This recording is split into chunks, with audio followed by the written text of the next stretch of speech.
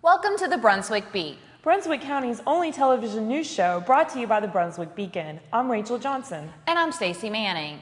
A sinkhole on Loblolly Drive in Charlotte swallowed a car last year, and now residents fear it may be a danger to school buses. Last September, David Friend was driving to work when the road disappeared beneath his vehicle. He was submerged in a sinkhole with water so deep he was unable to reach the bottom.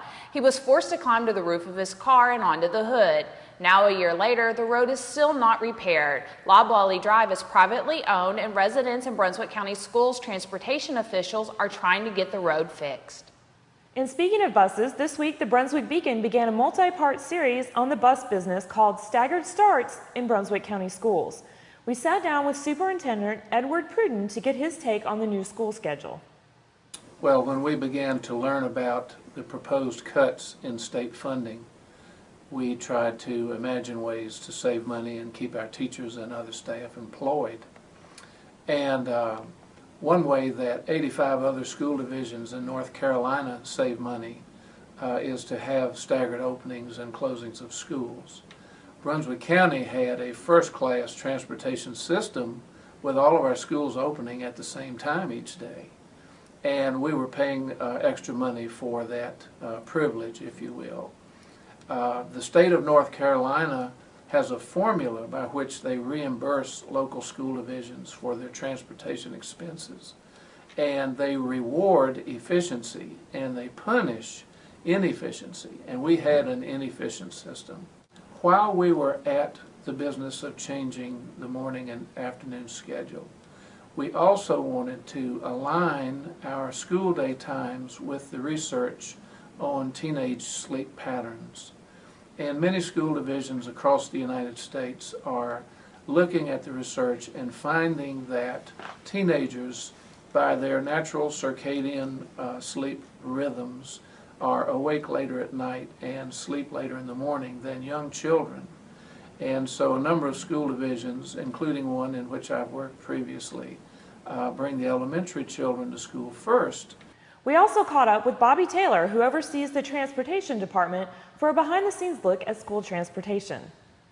Well, there was a lot of preparation as far as making sure that the bus routes would actually fit in the time frame of doing a route before another route. We actually take two schools. We run two schools with one bus, one for the elementary at the first time, and then we take that same bus and send it back out, and it runs a middle high run. As the series continues, we'll talk to parents, students, and teachers about the staggered start times. Sea Trail Golf Resort and Convention Center has filed for Chapter 11 bankruptcy protection. Sunset Beach's Crown Jewel Mainland Resort is about $18 million in debt, which is owed to about 100 creditors. New Bern attorney Buzzy Stubbs is representing Sea Trail in the action filed Tuesday in U.S. Bankruptcy Court in Wilmington. Sea Trail Corporation consists of its convention center, its Jones, Bird, and Maple golf courses, an activity center, plus about 246 acres of undeveloped land and 49 developed lots. Sea Trail is a residential community and they are not affected by the action, and business continues at the resort and golf courses as usual. Gerald Jerry Oakley, 83, of Ocean Isle Beach, was killed in a two-car wreck last Wednesday on North Carolina 179 in Charlotte. The wreck happened around 9:15 p.m. when Oakley attempted to turn left onto NC 179 from Briarwood Drive. His vehicle struck an oncoming car. The full impact of the wreck hit the driver's side of the 1997 Ford Oakley was driving. Local activist Jenny Quaglia has called for DSS Director Charles Warren to step down. At Tuesday's DSS meeting, Quaglia called Warren, who is also a county commissioner, the most non-transparent public official. Adding the code of ethics Warren proposed to board members violates their right to free speech and personal action, since he has declared himself the board spokesperson. Secondly, do you think it's ethical and accountable to citizens to change the meeting place and time so the public and staff cannot be in attendance, cannot hear, see, or participate? And the only reasons offered by you were paint and furniture at taxpayer expense. And you do this when other suitable venues have been offered to you by the county manager. You have violated open meeting laws. Again, Mr. Warren, why are you afraid of public access? Quaglia has asked Brunswick County Commissioners to remove Warren from the DSS board. Detectives are searching for a suspect wanted in connection with a shooting that happened around 8 p.m. Sunday, September 25th on Tree Acres Circle in Calabash. The suspect shot multiple rounds and a victim received a single gunshot wound to the leg. The suspect was described to investigators as a black male about 6 feet 3 inches tall and weighing 200 pounds, with a short haircut. He was driving a black Honda passenger vehicle.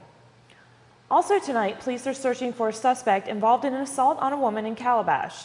A woman was assaulted by a white male suspect at her home in the Crow Creek condominiums. The suspect was described as 5 feet 7 inches tall, weighing between 130 and 150 pounds, with an unshaven face. Anyone who may have seen suspicious activity in the area on this date and time or has any information about this assault or on the shooting should contact Detective Kyle Jones at the Brunswick County Sheriff's Office at 253-2777. Detectives are also searching for suspects in an armed robbery of a supply sweepstakes cafe early last Saturday morning. Shortly after 1:30 a.m. September 24th, two males entered the Gold Strike Internet Sweepstakes Cafe on Holden Beach Road. They demanded money from employees and fled with an undisclosed amount of cash. Anyone with information is asked to contact Detective Tony Kaysen at the Brunswick County Sheriff's Office at 253-2777.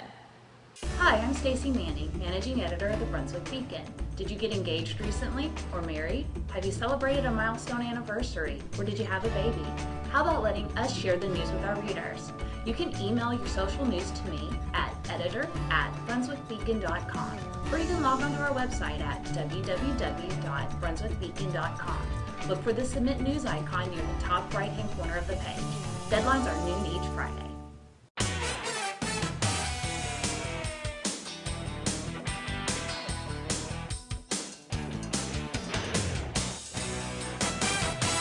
Welcome to the Brunswick Beat Sports Report. For the second week in a row, the West Brunswick Trojans faced a county rival. This time, it was the undefeated North Brunswick Scorpions.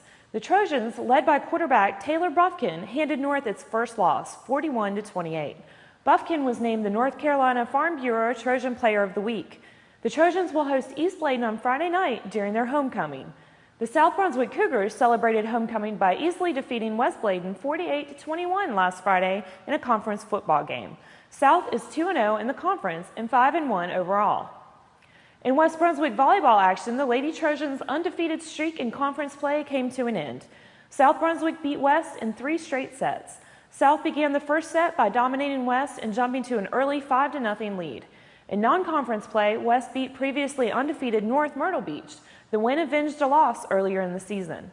The West Brunswick High School boys soccer team swept South Columbus and East Bladen, setting up a game for first place on September 28th at South Brunswick. The Trojans, 5-0 in the conference, beat South Columbus 4-0 on Monday. The Trojans entered the game off of a thrilling 3-2 overtime victory September 21st at East Bladen. West fell behind 2-0 halfway through the first half before it rallied for the victory. Find all of these stories and much more in this week's sports section of the Brunswick Beacon.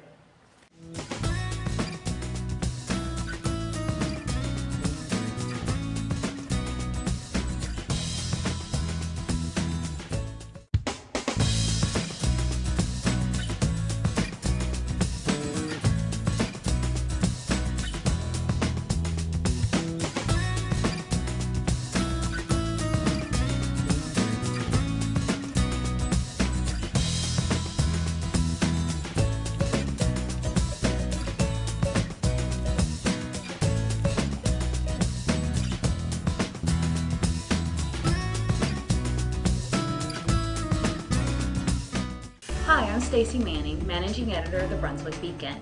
Do you have a community event you'd like to tell our community about? You can email it to me at editor@brunswickbeacon.com or you can log on to our website at www.brunswickbeacon.com. Look for the Submit News icon near the top right-hand corner of the page. Deadlines are noon each Friday.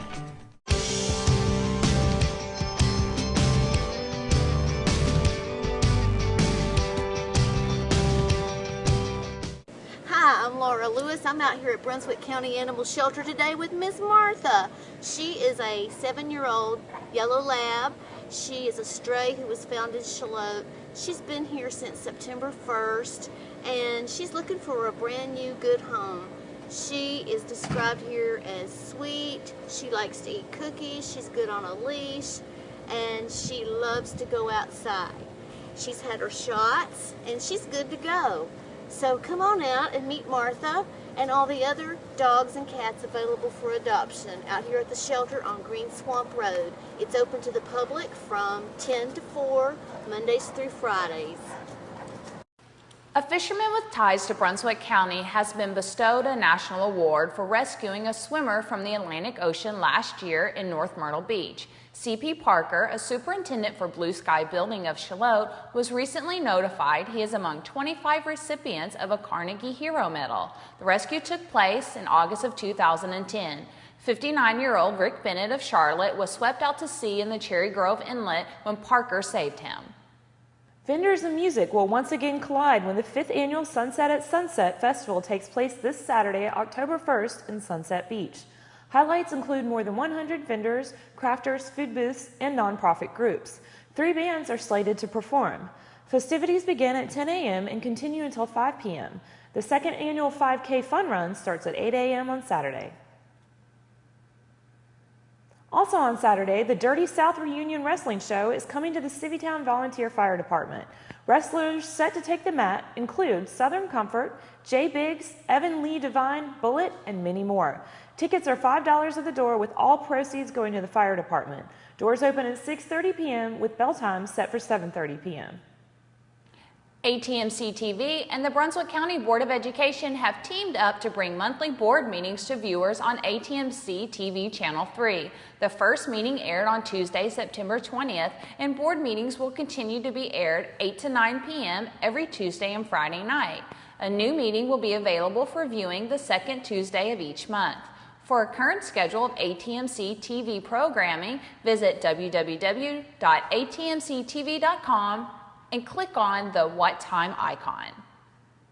That's all the time we have for tonight, but you can read all these stories and much more in this week's Beacon. If you know of a story or a person you'd like to see featured on Brunswick Beat, email us at brunswickbeat@brunswickbeacon.com. Look us up on Facebook under Brunswick Beacon or follow us on Twitter at Brunswick Beacon.